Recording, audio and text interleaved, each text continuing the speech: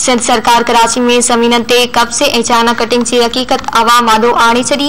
इतलात वारी सूबाई वज़ीर सईद गनी जो चवणु आहे त कराची में चाइना कटिंग जो बुनियाद तब्दीली सरकार जे इत्तेहादी जमात MQM विधो।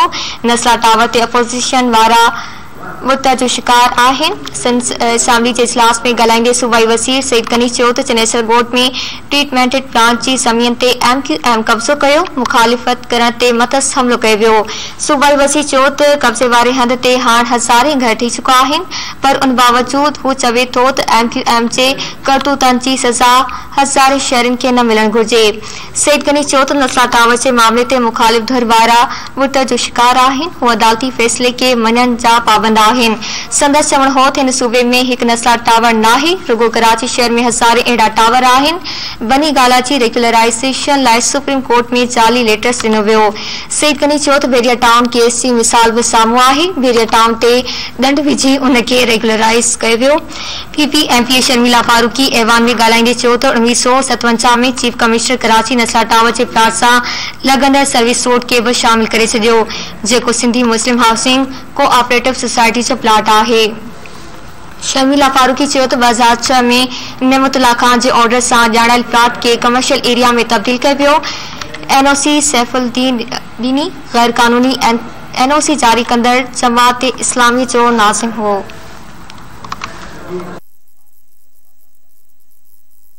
तफ़सील कंदासीं। सीनियर रिपोर्टर असां सां लाइन ते मौजूद आहे शबीर लाशारी। जी शबीर, आगाह कजो।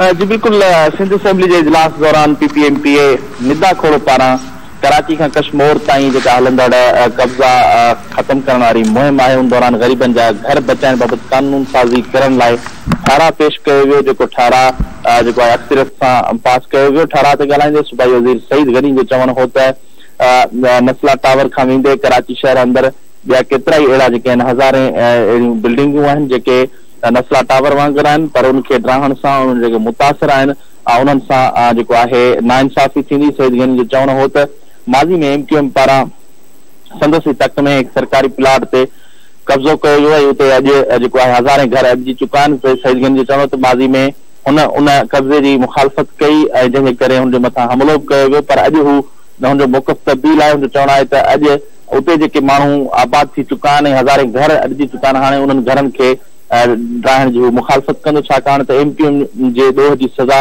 आम शहरनि खे नथी ॾेई सघिजे।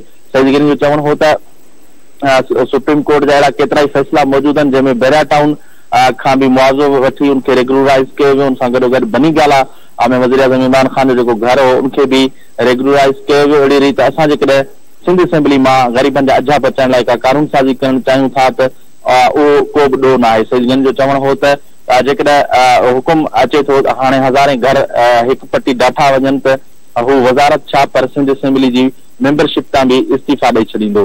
ठारा ते ॻाल्हाईंदे PPMP शर्मिला फारूकी जो चवणु हो त नस्ला टावर जे प्लॉट जी पहिरीं NOC जेका आहे उहा जमायत इस्लामी जे उन वक़्त जे जेको आहे नाज़िम नेमतुल्ला खान ॾिनी ऐं उनखां पोइ मुस्तफ़ा कमाल 2007 में नस्ला टावर जे मास्टर प्लान जी इजाज़त ॾिनी, उनखे अप्रूव कयो, पर गारियूं पाकिस्तान पीपल्स पार्टी खे ॾिनियूं पियूं वञनि। हुनजो चवणु त हलीम आदिल शेख ऐं ॿिया मुखालिफ़ दुर सां तालुक़ रखंदड़ जेके अॻवान हुआ उहे नस्ला टावर जे मुतासिरनि वटि पहुता ऐं उन्हनि गिराटियूं पाए उन्हनि खे दिलासा ॾिना त वज़ीर आज़म खां नस्ला टावर जे मुतासिरनि खे मुआवज़ो ॾियारियो वेंदो, पर हिन वक़्त ताईं कुझु न थी सघियो आहे। ठारा ते ॻाल्हाईंदे शबीर लाशारी तफ़सीलनि जे लाइ।